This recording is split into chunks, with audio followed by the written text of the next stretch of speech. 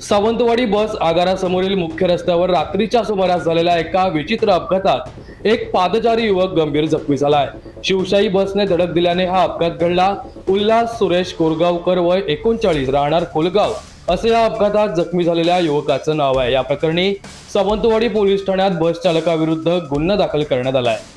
याबाबत पोलिसांनी दिलेल्या माहितीनुसार सावंतवाडी बस आगारातील मेकॅनिक चालक संदेश अकलेकर हे रात्री 10:30 वाजताच्या सुमारास शिवशाही बस क्रमांक MH09 FL 0475 दुरुस्तीनंतर ट्रायल तपासणी करण्यासाठी शहरात घेऊन जात होते।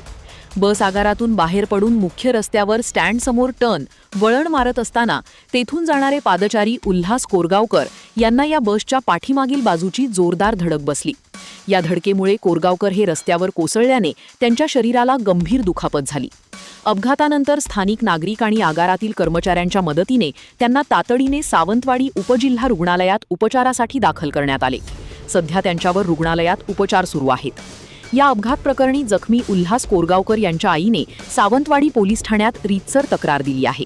त्यांच्या तक्रारीवरून पोलिसांनी मेकॅनिक चालक संदेश अकलेकर यांच्याविरुद्ध अपघाताचा गुन्हा दाखल केला आहे।